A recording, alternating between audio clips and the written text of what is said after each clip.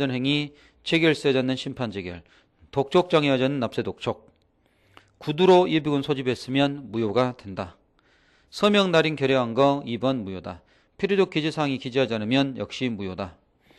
또 넘어가서요. 무효 효과가 있습니다.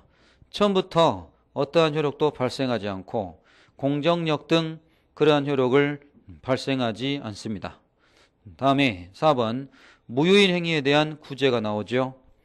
무효행위에 대한 구제, 쟁송, 무효확인 소송, 무효손을 구하는 취소송 등 그런 쟁송을 제기할 수 있다. 4번 형사구제, 무효인 처분을 개인이 안 따르면 그것은 정당방위가 되지 공무집행 방해죄가 안 된다. 그래서 무효인 처분은 거절해도 된다고 얘기합니다.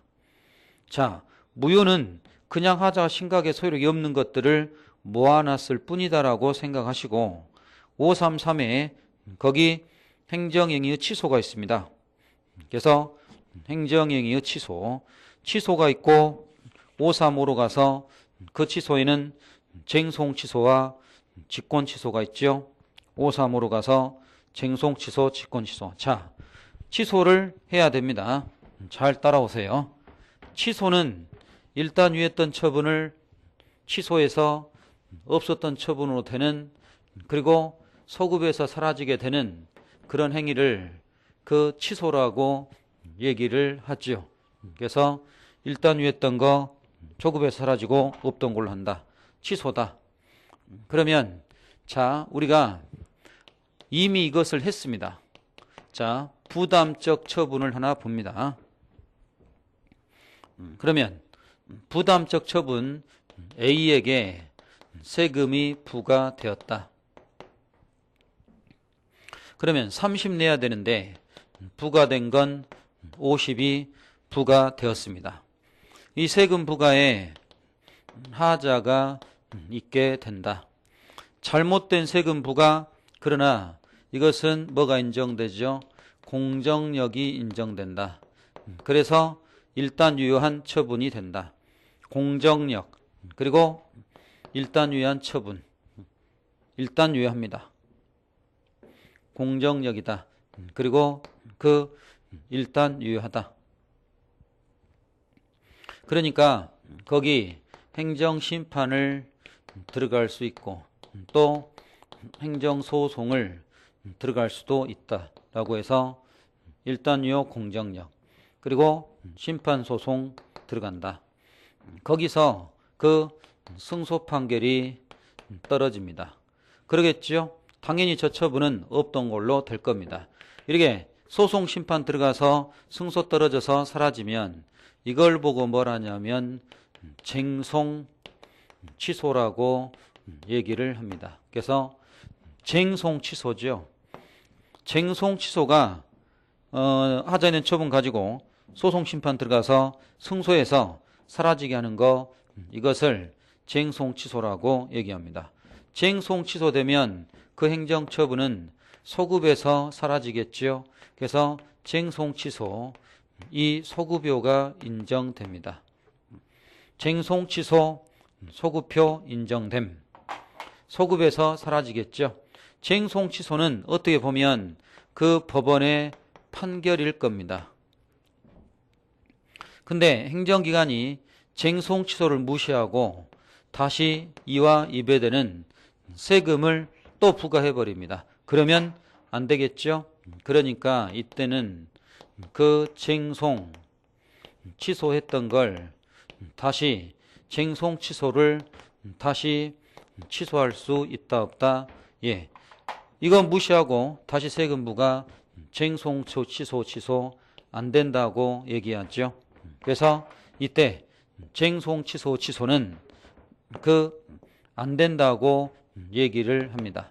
그래서 쟁송 취소 안 된다. 쟁송 취소했던 걸 다시 취소할 수는 없습니다. 쟁송 취소는 그래서 말을 바꿀 수 없다 라고 해서 이 쟁송 취소는 그 불가 변력이 있게 됩니다. 말을 바꿀 수 없다. 그래서 쟁송 취소 안 된다. 쟁송 취소 불가 변력 있다. 불가 변력이 있죠. 그래서 불가 변력 있다. 말을 바꿀 수 없다. 이게 쟁송 취소입니다. 우리가 했네 이것을.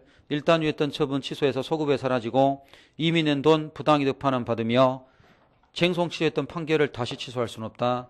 이렇게 그 쟁송 취소를 다시 취소할 수 없다. 이렇게 얘기를 하게 됩니다. 다시 이제 요거 가지고 수익적 처분을 본다 이겁니다. 그러면 부담적에 대한 쟁송 취소를 저희들이 지금 봤습니다. 이렇게 부담적에 대한 쟁송 취소, 그리고 이런 것은 소급여를 띈다. 부담적에 대한 쟁송 취소 소급여예요. 자, 반면 수익적을 들어가 봅니다. 관계 법규에는 분명 30평 이상의 건물 갖춰야만 영업허가한다고 되어 있습니다. 근데 A는 25평인데도 그 영업허가가 떨어졌습니다. 법규는 30평 이상 건물 갖춰오면 허가한다. 근데 A에게는 25평의 영업허가인데도 25평인데도 영업허가 떨어졌습니다. 그러면 이 허가에 그 하자가 있게 된다 라고 해서 이 하자가 있게 된 처분이 있게 됐다. 그래서 하자가 있다. 그러나 경미했다. 그러나 이것이 일단 유효했다.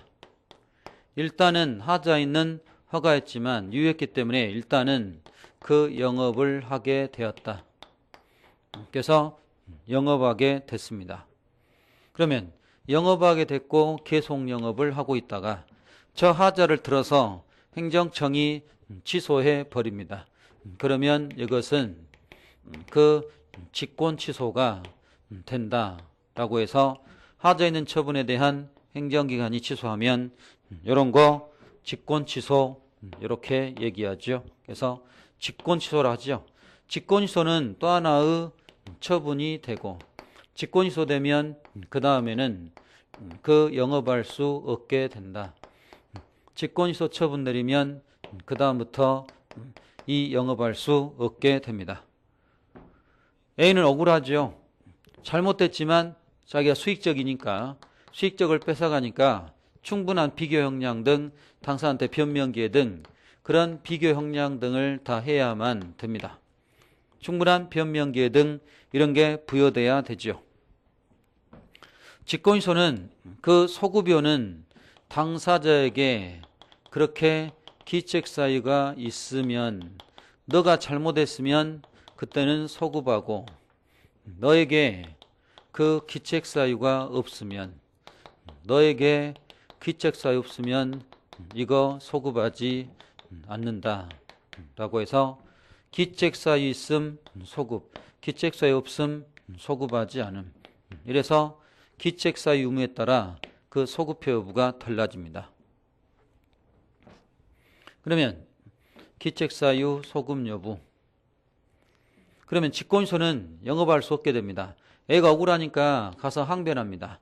이거 너무한 거 아니냐, 그동안 방치해놓고. 그러니까 행정기관이 그래 그러면 직권 취소했던 걸 다시 취소해 줄게 라고 해서 직권 취소 취소가 될 건지 된다. 예, 이게 되죠. 그래서 다시 영업하게 해줄 수 있습니다. 직권 취소 취소가 되며 그러면서 다시 영업할 수 있게 된다. 그러면 직권 취소는 나중에 말 바꿔 버려도 별 지장이 없습니다. 그래서 여기 불가변력이 있다, 불가변력 없죠. 불가변력 없어서 다시 말 바꿔도 괜찮다 이렇게 얘기합니다. 불가변력 있고 없고의 문제, 그리고 직권 취소 취소 이런 거, 직권 취소 취소와 쟁송 취소 취소 이렇게 나오게 됩니다. 그래서 그 직권 취소 취소와 이 쟁송 취소 취소 이런 문제가 나오죠. 그래서 직권 취소와 쟁송 취소. 그럼 수익적에 대한 뭘 봤죠? 자, 수익적에 대한 그 직권 취소를 이렇게 봤습니다. 그리고는 그 소급하기도 하고 이거 소급하지 않기도 한다 라고 해서 수익에 대한 직권시소 소급에 소급하지 않아 다 이렇게 나눠지죠. 수익적에 대한 직권시소 소급 여부, 부담적에 대한 쟁송취소. 그럼 이렇게 됩니다. 그러면 우리가 지금 수익에 대한 직권시소와 부담에 대한 쟁송취소를 말하죠. 그러나 이러기도 하겠지만 세금 부과받고 쟁송 들어가기도 하겠지만 세금 부과받고 행정청한테 따졌더니 행정청이 그거 쟁송 취소 부담적을 직권 취소해 줄 수도 있는지 그것도 가능하겠죠. 그리고 내 돈 넌 되돌려 받아야 되니까 소급하는 것도 똑같겠죠. 그럼 부담은 쟁송 가는 게 일반적. 근데 부담에 대한 직권도 가능하다. 예외적으로. 반대로 수익적에 대한 쟁송 될 거냐. 혜택 누리고 있는데 쟁송 갈 가능성은 없겠죠. 그래서 소위 이것고 수익에 대한 쟁송 이것은 다툴 일이 없을 거다. 그러면 취소는 대부분 다 소급하죠. 다 소급합니다. 어느 것만 소급하지 않냐면 수익적에 대한 직권이 기책사에 없을 때 이때만 소급하지 않고 그리고 일반적으로는 다 소급한다. 그래서 수익적에 대한 직권이 기책사 없으면 소급하지 않고 그리고 일반적으로는 그 소급한다. 이렇게 얘기하죠. 그래서 소급표 여부가 이렇게 나누어진다. 이렇게 얘기가 됩니다.